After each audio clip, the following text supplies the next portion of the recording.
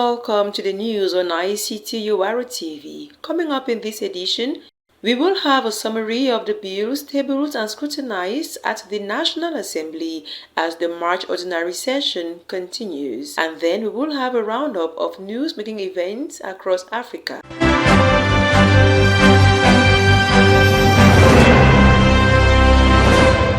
We begin in the lower house of Parliament, where the bill governing biosafety in Cameroon has been scrutinized by members of the Production and Trade Commission of the National Assembly. The National Assembly, convening in its March session of Parliament, is leaving no stone unturned. Last March 2025, the Production and Trade Committee of Cameroon's National Assembly convened to analyze Bill number 2080/PGS/AN, a legislative proposal focused on strengthening biosafety measures within the country.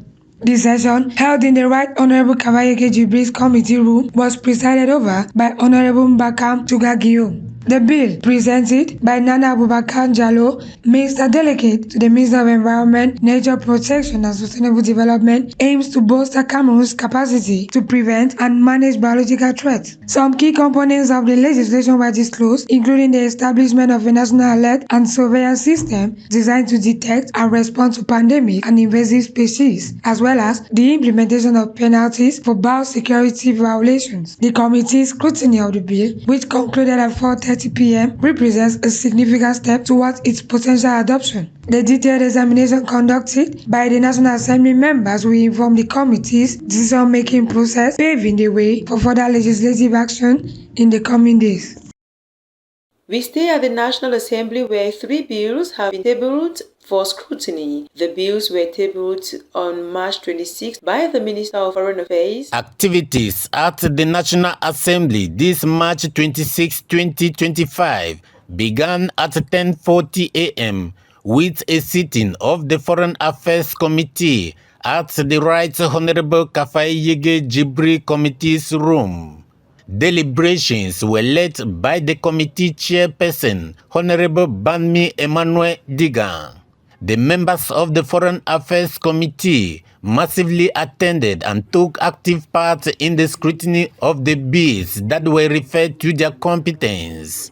Top on the agenda was the scrutiny of Bill number 2079 that authorized the President of the Republic to ratify the agreement between the government of the Republic of Cameroon and the government of the Tunisian Republic on the reciprocal abolition of visa requirements for holders of diplomatic, special or service passports, signed in Yaoundé on April 27, 2024. Another bill signed was Bill number 2078 that authorized the President of the Republic to ratify the agreements on reciprocal exemption from visa requirements for holders of diplomatic, official or service passports between the Republic of Cameroon and the Republic of Korea, signed in Seoul, South Korea on June 2, 2024. These bills were defended before the members of the Foreign Affairs Committee by the Minister of Foreign Affairs, Lejeune Melambela.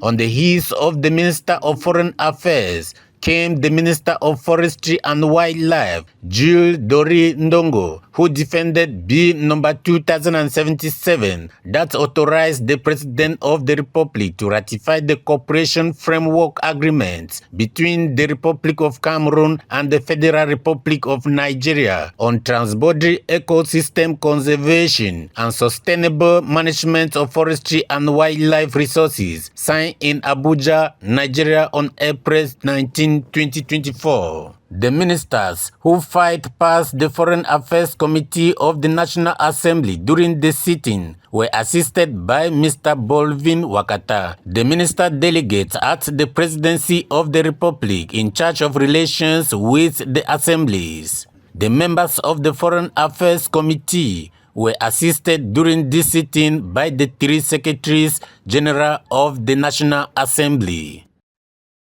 Meantime, still at the National Assembly, another bill has been tabled this March 27. It is the bill authorizing the President of the Republic to ratify the amendment of Article 10 Sub 4 of the African Civil Aviation Commission adopted on January 31, 2017 in Addis Ababa, Ethiopia.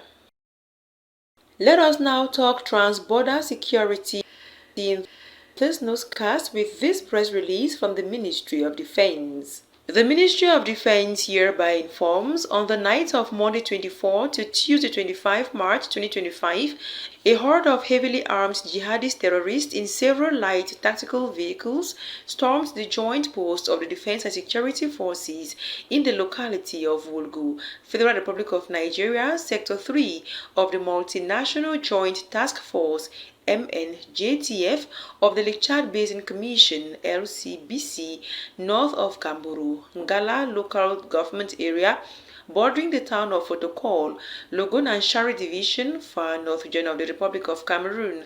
The provisional figures of this gruesome attack are as follows: Cameroon Defense Forces, 12 soldiers killed. Their bodies have been kept in the morgue of the 4th Military Region Hospital in Marwa. A dozen soldiers wounded and all evacuated to the Renaissance Hospital in Jamena, Sector 1 of the Multinational Joint Task Force, Lake Chad Basin Commission for proper follow-up. Jihadist terrorists, several insurgents neutralized. Informed of the tragedy, the military commanders of Sectors 1 Cameroon and 3 Nigeria of the Multinational Joint Task Force of the Lake Chad Basin Commission immediately organized combined operations on the attackers' escape routes. It is worth mentioning, based on credible information from the field, that the ascendancy of terrorist groups around the Lake Chad Basin due to the advanced weaponry they increasingly have at their disposal is largely due to their apparent alliance with powerful transnational criminal entities. The minister delegate at the presidency in charge of defense conveys to the families of the fallen soldiers the heartfelt condolences of the head of state, commander-in-chief of the armed forces, as well as his wishes for a speedy recovery to those injured. The troops remain determined to step up operations to track and neutralize the insurgents right up to their last hideouts. This other attack by armed jihadist terrorists raises the question of international cooperation in the fight against terrorism across Africa and the world. In the following commentary, Ernest Akufo says, terrorism is a constant threat and needs concerted effort. The killing of 12 Cameroonian soldiers of the Multinational Joint Task Force in the Lake Chad Basin and 10 others who suffered crucial injuries and currently undergoing intensive medical care in a hospital in Jamena, Chad, is a cause for concern. The heinous March 24th crime, which attacked Cameroonian soldiers serving in Nigeria in support of Multinational Joint Task Force in Lake Chad Basin, raises eyebrows as per whether the task force needs reinforcement or there were lapses in the intelligence services. These patriots who unfortunately fell on duty when a large gang of heavily armed terrorists, Islam and Muslim fundamentalists breezed inside several vehicles, stormed a post of mixed forces of defense and security forces at a locality known as Wulgu in a neighboring Nigeria. A press release from the Cameroonian Ministry of Defense Chief Communication Officer, Navy Captain Atomfak Ngemo Siri Research, confirmed the provisional casualty figures. The communique, however, was devoid of the statistics of the casualties of other countries of the Multinational Joint Task Force that had soldiers in the group in the zone attacked by the terrorists. There is the dire need to increase the number and capacity of the forces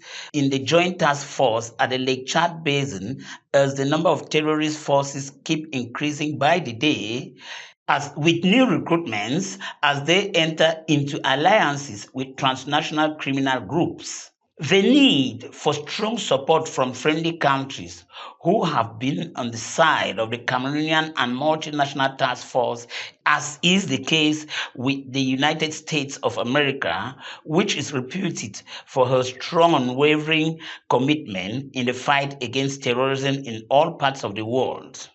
This was reaffirmed in a press statement issued by the U.S. Embassy in Yaoundé, Cameroon. The persistent resistance and the resilience of the terrorist forces demands re-strategizing, sharpening their intelligence service. Terrorism is a constant threat and needs to be fought with a strong energy and a synergy of action needed. Plus de 500 Centrafricains ont regagné leur pays ce 26 mars 2025.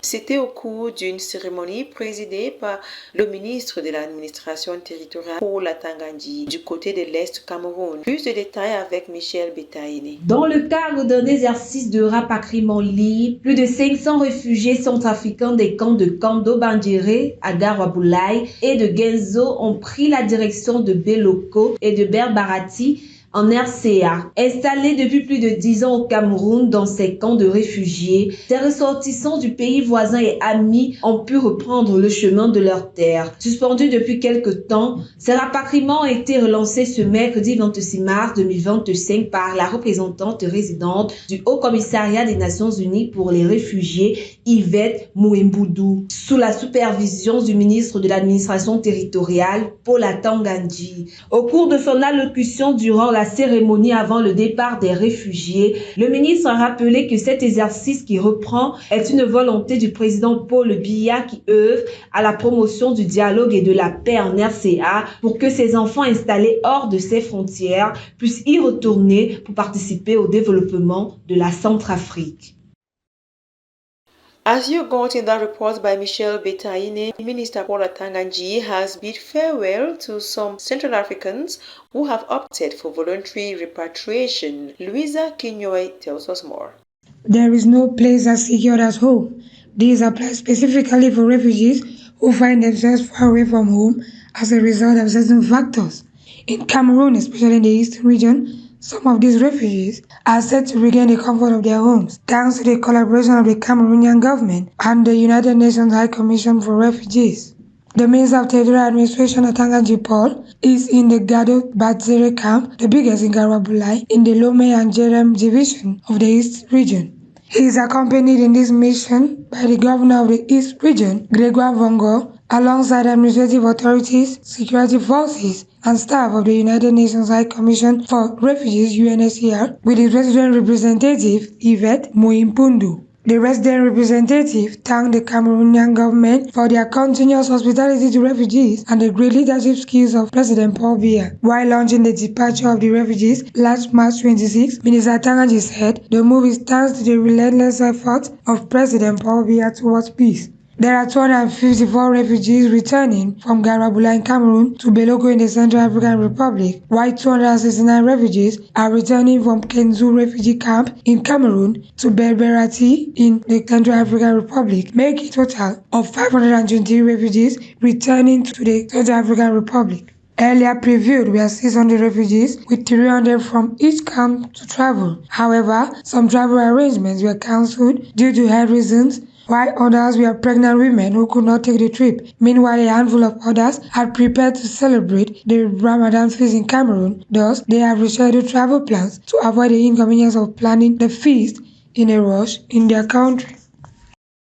Allons au Niger, au Zimbabwe et au Soudan avec notre reporter Hilary Zogo. Elle nous propose dans cet élément l'état de l'actualité dans chacun de ces trois pays. Au Niger, le chef du gouvernement militaire Abdourahmane Tiani a prêté serment en tant que président du pays. L'événement qui a eu lieu mercredi dernier survient après l'institution d'une nouvelle charte qui vient remplacer la constitution nigérienne. Ainsi, pendant 5 ans, le général d'armée occupera ses fonctions de président de la transition. Du Niger vers le Soudan, une frappe aérienne au Darfour fait au moins 54 morts. Bilan dressé ce mercredi par l'armée du pays suite à l'incident survenu dans la nuit de lundi dernier dans l'état du Darfour Nord. Le communiqué indique que plus de la moitié